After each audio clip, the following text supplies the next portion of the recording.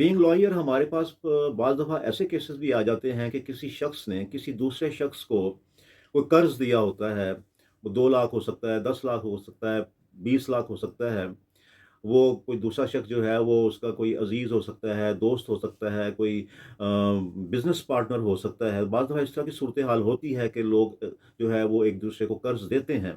हमारे मुआशरे में ये आम जो है वो एक प्रैक्टिस है कि लोग कर्ज़ देते हैं एक-दूसरे को। लेकिन बाज़ दफ़ा सूरत हाल ऐसी बन जाती है कि जो कर्ज़दार होता है, जिसने कर्ज़ लिया होता है, वो इससे पहले कि वो कर्ज़ वापस कर सके, वो फ़ौत हो जाता है।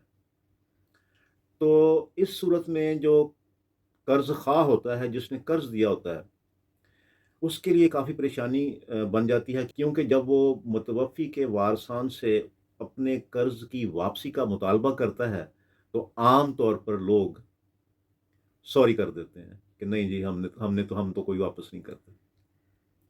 अब ऐसी सूरत में वो जो कर्ज़ ख़्वाह है, जिसने कर्ज़ दिया था, वो अब क्या करे? जहाँ तक कर्ज़ की रकम की वापसी की बात है और जो मुतवफ़्फ़ी के वारसान हैं, वो उसको वापस करने से इनकारी हैं, तो उस सूरत में हमारे पास रेमेडी है अवेलेबल कि हम कोर्ट के ज़रिए अपनी रकम की रिकवरी करवाएँ, अपनी रकम जो है वो वापस लें।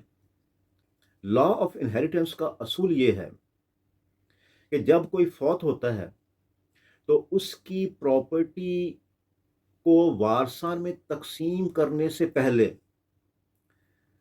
जो उसने कर्ज़ लिया होता है, उसको अलहदा करना होता है। अगर उसने कोई वसीयत की है, उसको अलहदा करना होता है। और जो उसकी मुतवफ़्फ़ी की जो तजहीज़ व तकफ़ीन के अखराजात होते हैं, वो अलहदा करने होते हैं। इसके बाद जो बचता है, उसे तरका समझ कर के वारसान में तक़सीम करने का असूल है। यानी कर्ज़ और वसीयत और तदफ़ीन के अखराजात अलहदा करने पड़ेंगे पहले, उसके बाद जो बचेगा, वो वारसान में तक़सीम होगा।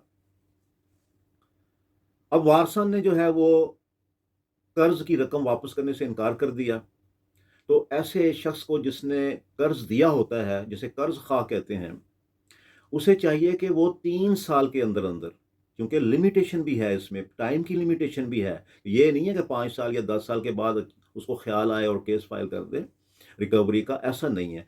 3 साल के अंदर-अंदर वो रिकवरी सूट फाइल करेगा सिविल कोर्ट में। और अगर 1 लाख रुपया कर्ज़ दिया था उसने, तो फिर उसको 7,500 रुपए उस पे कोर्ट फ़ीस लगानी पड़ेगी। अगर 2 लाख दिया था तो 15,000 रुपए कोर्ट फ़ीस लगानी पड़ेगी। उसे 7.5% कोर्ट फ़ीस लगानी पड़ेगी 2 लाख रुपए तक। लेकिन अगर उसका क्लेम 2 लाख रुपए से ज़्यादा का है, तो फिर 15,000 रुपए से ज़्यादा की कोर्ट फ़ीस नहीं लगानी पड़ेगी। 15,000 रुपया लास्ट लिमिट है कोर्ट फ़ीस की। इससे आगे जितना भी उसका क्लेम हो, 2 लाख से ऊपर जितना भी उसका क्लेम हो, चाहे 10 लाख का है, 20 लाख का है, 50 लाख का है, तो उसको कोर्ट फ़ीस 15,000 रुपए ही लगानी पड़ेगी। तो ये जो कर्ज़ ख़्वाह है, यानी जिसने कर्ज़ दिया होता है, वो अपनी रकम की वापसी के लिए अदालत में सूट फॉर रिकवरी फ़ाइल करेगा, कोर्ट फ़ीस लगाएगा। विदिन 3 ईयर्स, 3 साल के अंदर-अंदर वो दावा फ़ाइल करके, और वारसान को, जो मुतवफ़्फ़ी था उसके तमाम वारसान को पार्टी बनाना होता है, क्योंकि उस मुतवफ़्फ़ी की तमाम जो जायदाद होती है, वो उसके वारसान में तक़सीम होनी होती है, तो इसलिए तमाम वारसान को पार्टी बनाना पड़ता है। उन वारसान को पार्टी बना कर के तो कोर्ट में सूट फॉर रिकवरी फ़ाइल किया जाता है। तो उससे डेफ़िनेटली जो आपकी जो रकम है, वो वापस जो है वो ले सकता है। दूसरी सूरत हाल इसमें ये बनती है कि जिसने कर्ज़ दिया होता है, अगर वो फ़ौत हो जाए, तो उसके वारसान उसी तरह कानून मियाद जो है, उसको सामने रखते हुए 3 साल के अंदर-अंदर 7.5% कोर्ट फ़ीस 2 लाख रुपए तक लगा कर के, और अगर 2 लाख रुपए से ऊपर का क्लेम है, तो फिर 15,000 मैक्सिमम कोर्ट फ़ीस लगा कर के, वो सिविल केस में ऐसे कर्ज़ दार के ख़िलाफ़, जिसने कर्ज़ लिया था, उनके मुतवफ़्फ़ी से, उनके ख़िलाफ़ जो है वो सिविल सूट फ़ाइल कर सकते हैं। तो मैंने आज जो है वो कर्ज़ की वापसी के कानून पर बात करनी थी।